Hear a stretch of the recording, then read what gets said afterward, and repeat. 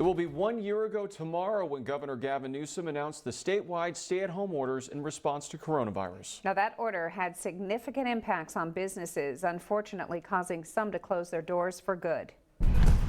News Channel 3's Tom Tucker is live in downtown Indio tonight with more on how business owners are looking back while also looking ahead. Tom.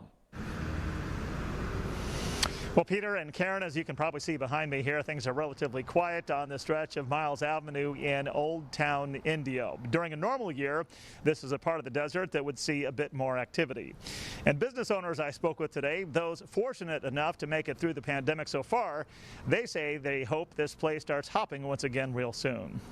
Signs of life Thursday morning in Old Town Indio. Light traffic with a few people out and about. For Elaine Holmes and her husband Doug, the owners of PJ's Desert Trophies and Gifts, the activity can't come soon enough.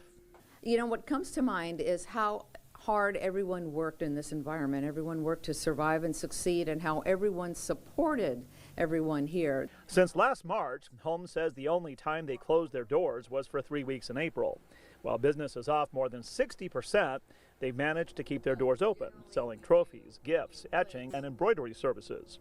Their lone employee, Judy, furloughed for several months, is now back at work.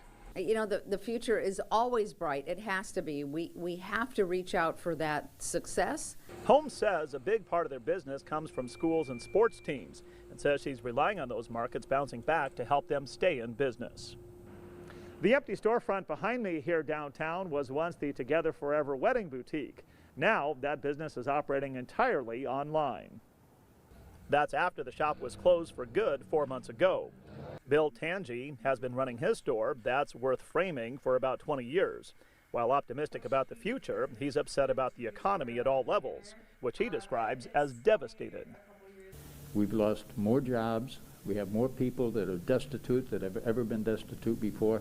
And the worst part about it is all of the costs keep going up. We're going to be over $4 a gallon for gas here pretty quick. Thankfully for Tangi, sales at his frame shop have remained steady through the pandemic. Looking ahead to April 1st, he's looking forward to opening another business around the corner, the Design Collections. Now, earlier today, I spoke with the owner of Yellow Mart just up the block from where we are right now. He says his doors have remained open throughout the pandemic and says sales are steady.